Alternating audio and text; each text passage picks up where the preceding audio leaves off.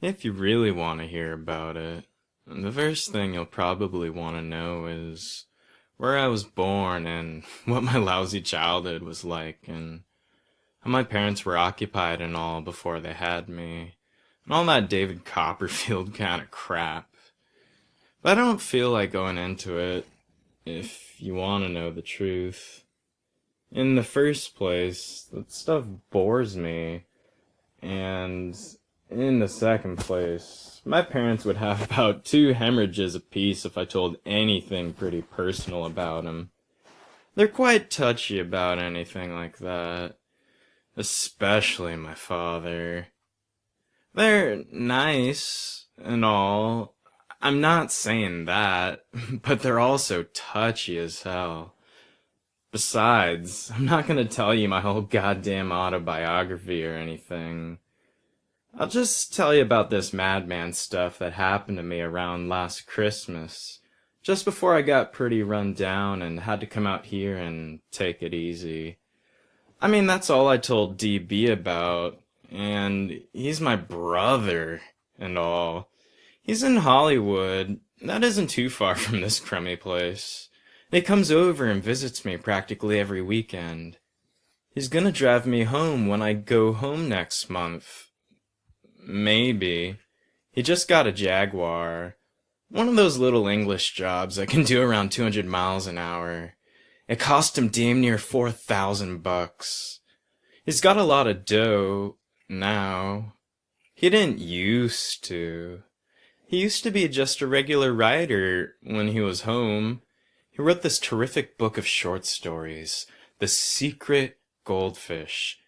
In case you never heard of him, the best one in it was The Secret Goldfish. It was about this little kid that wouldn't let anybody look at his goldfish because he'd bought it with his own money. It killed me. Now he's out in Hollywood, DB, being a prostitute. If there's one thing I hate, it's the movies. Don't even mention them to me. Where I want to start telling is the day I left Pensy Prep. Pensy Prep is a school that's in Hagerstown, Pennsylvania. You probably heard of it. You've probably seen the ads, anyway. They advertise in about 1,000 magazines, always showing some hotshot guy on a horse jumping over a fence.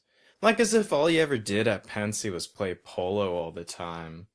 I never even once saw a horse anywhere near the place. And underneath the guy on the horse's picture, it always says, "Since 1888, we've been molding boys into splendid, clear-thinking young men." Strictly for the birds. They don't do any damn more molding at Pensy than they do at any other school. And I didn't know anybody there that was splendid and clear thinking and all. Maybe 2 guys, if that many. And they probably came to Pensy that way. Anyway, it was a Saturday of the football game with Saxon Hall. The game with Saxon Hall was supposed to be a very big deal around Pensy. It was the last game of the year, and you're supposed to commit suicide or something if old Pensy didn't win. I remember around 3 o'clock that afternoon, I was standing way the hell on top of Thompson Hill, right next to this crazy canyon that was in the Revolutionary War and all. You could see the whole field from there, and you could see the 2 teams bashing each other all over the place. You can see the grandstand too hot, but you could hear them all yelling, deep and terrific on the Pensy side, because practically the whole school except me was there, and scrawny and faggy on the Saxon Hall side, because the visiting team hardly ever brought many people with them. There were never many girls at all at the football games. Only seniors were allowed to bring girls with them. It was a terrible school, no matter how you looked at it. I like to be somewhere at least where you could see a few girls around once in a while, even if they're only scratching their arms or blowing their noses or even just giggling or something. Old Selma Thurmer. showed up at the games quite often, but she wasn't exactly the type that drove you mad with desire. She was a pretty nice girl, though. I sat next to her once in the bus from Hagerstown, and we sort of struck up a conversation. I liked her. She had a big nose, and her nails were all bitten down and bleedy looking, and she had on those damn falsies that point all over the place, but you felt sort of sorry for her. What I liked about her, she didn't give you a lot of horse manure about what a great guy her father was. She probably knew what a phony slob he was. The reason I was standing way up on Thompson Hill instead of down at the game was because I just got back from New York with the fencing team. I was the goddamn manager of the fencing team. Very big deal. We'd gone into New York that morning for this fencing meet with McBurney's school. Only, we didn't have the meet. I left all the foils and equipment and stuff on the goddamn subway. It wasn't all my fault. I had to keep getting up to look at this map so we'd know where to get off. So we got back to Pensy around 2:30 instead of around dinner time. The whole team ostracized me the whole way back on the train. It was pretty funny, in a way. The other reason I wasn't down at the game was because I was on my way to say goodbye to old Spencer, my history teacher. He had the grip, and I figured I probably wouldn't see him again till Christmas vacation started. He wrote me this note saying he wanted to see me before I went home. He knew I wasn't coming back to Pensy. I forgot to tell you about that. They kicked me out. I wasn't supposed to come back after Christmas vacation on account of I was flunking 4 subjects and not applying myself and all. They gave me frequent warnings to start applying myself, especially around midterms, when my parents came up for a conference with old Thermer. But I didn't do it, so I got the axe. They give guys the axe quite frequently at Pensy.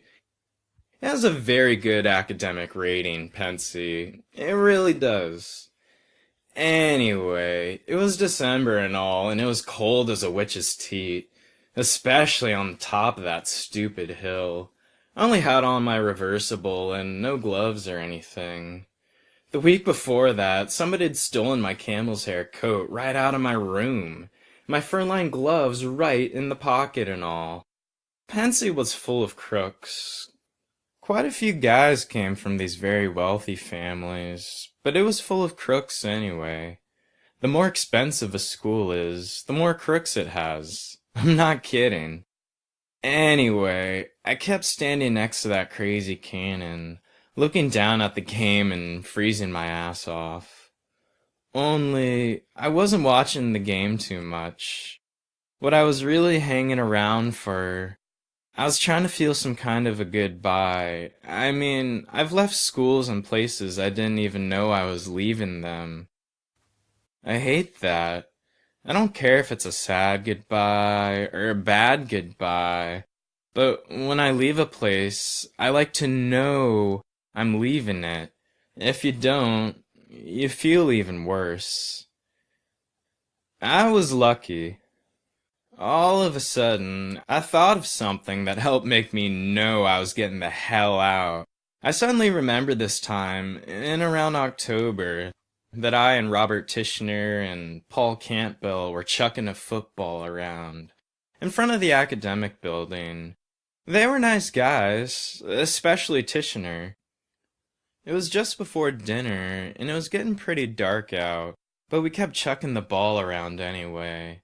It kept getting darker and darker, and we could hardly see the ball anymore, but we didn't want to stop doing what we were doing. Finally, we had to. This teacher that taught biology, Mr. Zambesi, stuck his head out of this window in the academic building and told us to go back to the dorm and get ready for dinner. If I get a chance to remember that kind of stuff, I could get a goodbye when I need one. At least most of the time I can. As soon as I got it, I turned around and started running down the other side of the hill toward old Spencer's house. He didn't live on the campus. He lived on Anthony Wayne Avenue.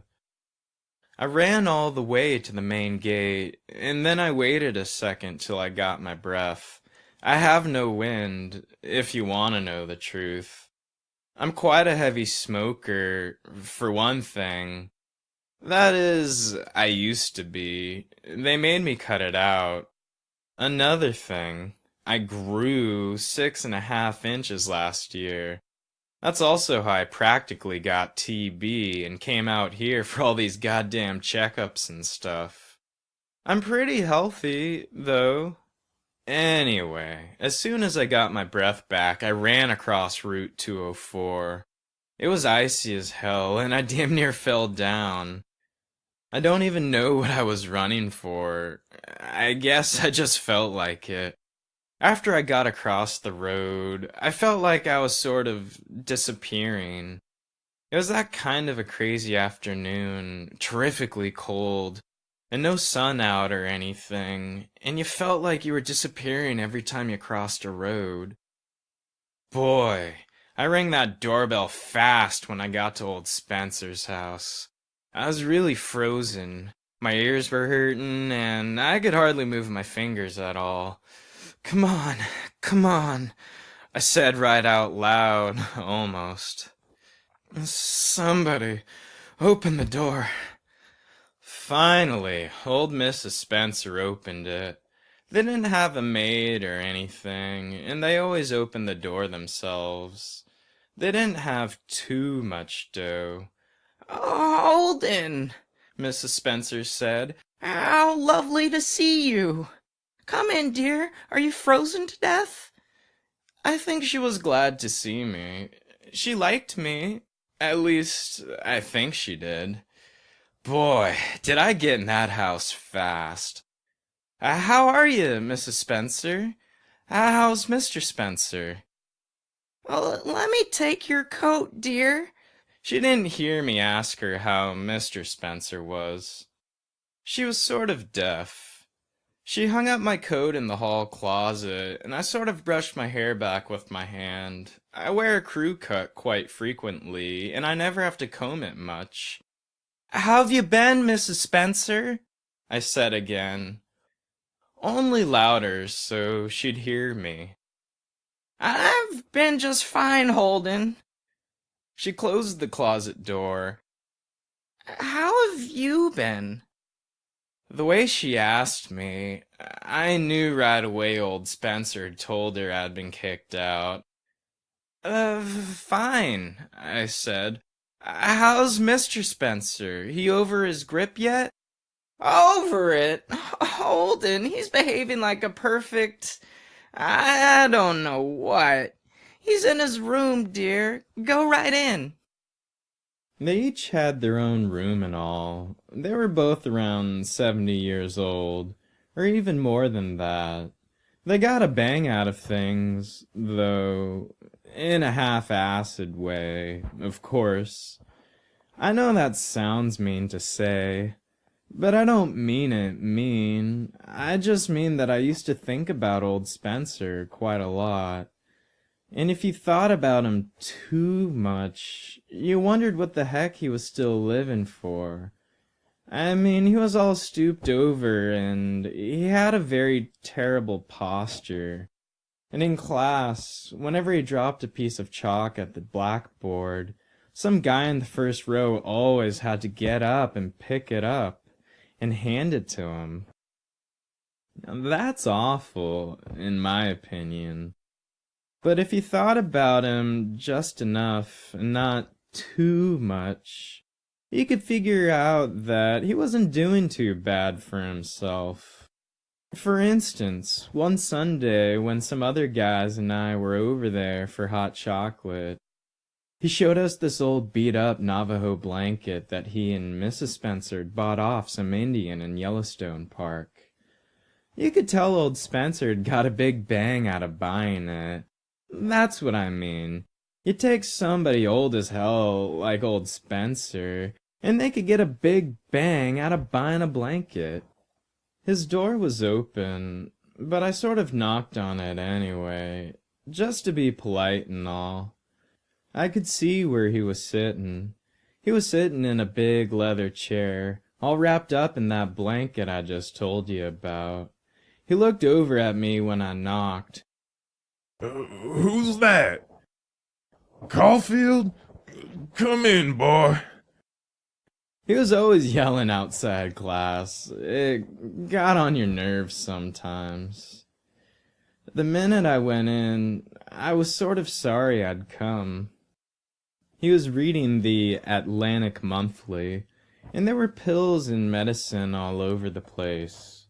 And everything smelled like Vicks nose drops. It was pretty depressing. I'm not too crazy about sick people, anyway. What made it even more depressing, old Spencer had on this very sad, ratty old bathrobe that he was probably born in or something. I don't much like to see old guys in their pajamas and bathrobes anyway. Their bumpy old chests are always showing, and their legs, old guys' legs, at beaches and places, always look so white and unhairy. "Hello, sir. I got your note. Thanks a lot." He'd written me this note asking me to stop by and say goodbye before vacation started, on account of I wasn't coming back. You didn't have to do all that. I'd have come over to say goodbye anyway. Have a seat there, boy. He meant the bed. I sat down on it. How's your grip, sir? My boy, if I felt any better, I'd have to send for the doctor. I knocked him out. He started chuckling like a madman. Then he finally straightened himself out and said, Why aren't you down at the game? I thought this was the day of the big game. It is. I was. Only I just got back from New York with the fencing team, I said. Boy, his bed was like a rock. He started getting serious as hell. I knew he would. So you're leaving us, eh? Yes, sir. I guess I am. He started going into this nodding routine. You never saw anybody nod as much in your life as old Spencer did. You never knew if he was nodding a lot because he was thinking and all, or just because he was a nice old guy that didn't know his ass from his elbow. What did Dr. Thurmer say to you, boy? I understand you had quite a little chat. Yes, we did. We really did. I was in his office for around 2 hours, I guess. What'd he say to you? Oh, well, about life being a game and all, and how you should play it according to the rules. He was pretty nice about it. I mean, he didn't hit the ceiling or anything. He just kept talking about life being a game and all, you know? Life is a game, boy. Life is a game that one plays according to the rules. Yes, sir. I know it is. I know it. Game. My ass. Some game. If you get on the side where all the hot shots are, then it's a game, all right. I'll admit that. But if you get on the other side, where there aren't any hot shots, then what's a game about it? Nothing. No game. Has Dr. Thurmer written to your parents yet? Old Spencer asked me. He said he's gonna write them Monday. Have you yourself communicated with them? No, sir. I haven't communicated with them because I'll probably see them Wednesday night when I get home. And how do you think they'll take the news? Well, they'll be pretty irritated about it. They really will. This is about the fourth school I've gone to. I shook my head. I shake my head quite a lot. Boy, I said. I also say boy quite a lot. Partly because I have a lousy vocabulary, and partly because I act quite young for my age sometimes. I was 16 then, and I'm 17 now, and sometimes I act like I'm about 13. It's really ironical, because I'm 6'2.5" and I have gray hair. I really do. The one side of my head, the right side, it's full of millions of gray hairs. I've had them ever since I was a kid, and yet I still act sometimes like I was only about 12. Everybody says that, especially my father. It's partly true, too, but it isn't all true. People always think something's all true. I don't give a damn, except that I get bored sometimes when people tell me to act my age. Sometimes I act a lot older than I am. I really do. But people never notice it. People never notice anything. Old Spencer started nodding again. He also started picking his nose. He made out like he was only pinching it, but he was really getting the old thumb right in there. I guess he thought it was all right to do because it was only me that was in the room. I didn't care, except that it's pretty disgusting to watch somebody pick their nose. Then he said, I had the privilege of meeting your mother and dad when they had their little chat with Dr. Therma some weeks ago. The grand people. Yes, they are. They're very nice. Grand. There's a word I really hate. It's a phony. I could puke every time I hear it. Then, all of a sudden, old Spencer looked like he had something very good, something sharp as a tack, to say to me. He sat up more in his chair and sort of moved around. It was a false alarm, though. All he did was lift the Atlantic Monthly off his lap and try to chuck it on the bed next to me. He missed. It was only about 2 inches away, but he missed anyway. I got up and picked it up and put it down on the bed. All of a sudden, then, I wanted to get the hell out of the room. I could feel a terrific lecture coming on. I didn't mind the idea so much, but I didn't feel like being lectured to and smell Vic's nose drops and look at old Spencer in his pajamas and bathrobe all at the same time. I really didn't. It started, all right. What's the matter with you, boy?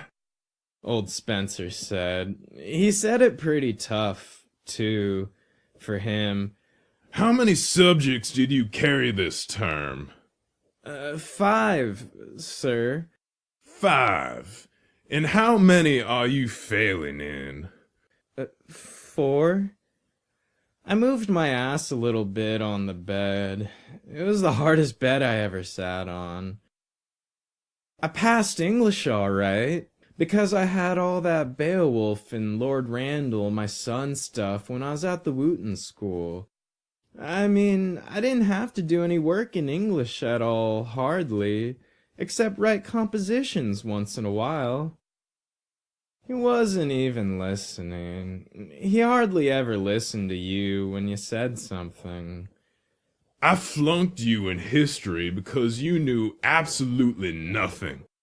I know that, sir. Boy, I know it. You couldn't help it.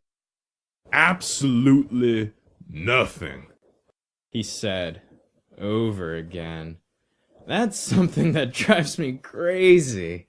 When people say something twice that way, after you admit it the first time. Then he said it 3 times. But absolutely nothing. I doubt very much if you opened your textbook even once the whole term. Did you? Tell the truth, boy. Well, I sort of glanced through it a couple of times. I told him. I didn't want to hurt his feelings. He was mad about history. You glanced through it, huh? He said, very sarcastic. Your, exam paper is over there on top of my chiffonier. On top of the pile. Bring it here, please. It was a very dirty trick, but I went over and brought it over to him. I didn't have any alternative or anything. Then I sat down on his cement bed again. Boy, you can't imagine how sorry I was getting that I'd stopped by to say goodbye to him. He started handling my exam paper like it was a turd or something. We studied the Egyptians from November 4th to December 2nd. You chose to write about them for the optional essay question. Would you care to hear what you had to say? No, sir, not very much, I said. He read it anyway, though. You can't stop a teacher when they want to do something. They just do it. The Egyptians were an ancient race of Caucasians residing in one of the northern sections of Africa. The latter, as we all know, is the largest continent in the Eastern Hemisphere. I had to sit there and listen to that crap. It certainly was a dirty trick. The Egyptians are extremely interesting to us today for various reasons. Modern science would still like to know what the secret ingredients were that the Egyptians used when they wrapped up dead people so that their faces would not rot for innumerable centuries. This interesting riddle is still quite a challenge to modern science in the 20th century. He stopped reading and put my paper down. I was beginning to sort of hate him. Your essay, shall we say, ends there. He said in this very sarcastic voice. You wouldn't think such an old guy would be so sarcastic and all. However, you dropped me a little note at the bottom of the page. I know I did, I said. I said it very fast because I wanted to stop him before he started reading that out loud. But you couldn't stop him. He was hot as a firecracker. Dear Mr. Spencer, that is all I know about the Egyptians. I can't seem to get very interested in them, although your lectures are very interesting. It is all right with me if you flunk me, though, as I'm flunking everything else except English anyway. Respectfully yours, Holden Caulfield. He put my goddamn paper down then, and looked at me like he had just beaten hell out of me in ping pong or something. I don't think I'll ever forgive him for reading me that crap out loud. I wouldn't have read it out loud to him if he'd written it. I really wouldn't. In the first place, I'd only written that damn note so that he wouldn't feel too bad about flunking me. Do you blame me for flunking you, boy? No, sir, I certainly don't, I said. I wish to hell he'd stop calling me boy all the time. He tried chucking my exam paper on the bed when he was through with it, only he missed again, naturally. I had to get up again and pick it up and put it on top of the Atlantic Monthly. It's boring to do that every 2 minutes. What would you have done in my place? Tell the truth, boy. You could see he really felt pretty lousy about flunking me. So I shot the bull for a while. I told him I was a real moron and all that stuff. I told him how I would have done exactly the same thing if I'd been in his place. And how most people didn't appreciate how tough it is being a teacher. That kind of stuff. The old bull. The funny thing is, though, I was sort of thinking of something else while I shot the bull. I live in New York, and I was thinking about the lagoon in Central Park, down near Central Park South. I was wondering if it'd be frozen over when I got home, and if it was, where did the ducks go? I was wondering where the ducks went when the lagoon got all icy and frozen over.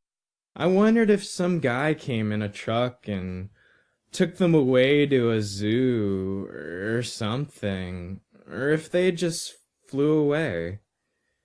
I'm lucky, though. I mean, I could shoot the old bull to old Spencer and think about those ducks at the same time. It's funny. You don't have to think too hard when you talk to a teacher. All of a sudden, though, he interrupted me while I was shooting the bull. He was always interrupting you. How do you feel about this, boy? I'd be very interested to know. Very interested. You mean about my flunking out of Pensy and all? I said. I sort of wished he'd cover up his bumpy chest. It wasn't such a beautiful view. If I'm not mistaken, I believe you also had some difficulty at the Wooten School and at Elkin Hills. He didn't say it just sarcastic, but sort of nasty, too. I didn't have too much difficulty at Elkin Hills. I didn't exactly flunk out or anything. I just quit, sort of. Why, may I ask? Why? Oh, well, it's a long story, sir. I mean, it's pretty complicated. I didn't feel like going into the whole thing with him. He wouldn't have understood it anyway. It wasn't up his alley at all. One of the biggest reasons I left Elkin Hills was because I was surrounded by phonies. That's all. They were coming in the goddamn window. For instance, they had this headmaster, Mr. Haas. That was the phoniest bastard I ever met in my life. 10 times worse than old Thermer. On Sundays, for instance, old Haas went around shaking hands with everybody's parents when they drove up to school. He'd be charming as hell and all, except if some boy had little old funny-looking parents. You should have seen the way he did with my roommate's parents. I mean, if a boy's mother was sort of fat or corny looking or something, and if somebody's father was one of those guys that wear those suits with very big shoulders and corny black and white shoes, then old Haas would just shake hands with them and give them a phony smile, and then he'd go talk for maybe half an hour with somebody else's parents. I can't stand that stuff. It drives me crazy. It makes me so depressed. I go crazy. I hated that goddamn Elkin Hills. Old Spencer asked me something then, but I didn't hear him. I was thinking about old Hoss. What, sir? I said. Do you have any particular qualms about leaving Pensy? Oh, I have a few qualms, all right. Sure, but not too many. Not yet, anyway. I guess it hasn't really hit me yet. It takes things a while to hit me. All I'm doing right now is thinking about going home Wednesday. I'm a moron. Do you feel absolutely no concern for your future, boy? Oh, I feel some concern for my future, all right. Sure. Sure I do. I thought about it for a minute, but not too much. I guess not too much. I guess. You will. You will, boy. You will when it's too late. I didn't like hearing him say that. It made me sound dead or something. It was very depressing. I guess I will, I said. I'd like to put some sense into that head of yours, boy. I'm trying to help you. I'm trying to help you if I can. He really was, too. You could see that. But it was just that we were too much on opposite sides of the pole. That's all. I know you are, sir, I said. Thanks a lot. No kiddin'. I appreciate it. I really do. I got up from the bed then. Boy, I couldn't have sat there another 10 minutes to save my life. The thing is, though, I have to get going now. I have quite a bit of equipment at the gym I have to get to take home with me. I really do. He looked up at me and started nodding again, with this very serious look on his face. I felt sorry as hell for him, all of a sudden, but I just couldn't hang around there any longer.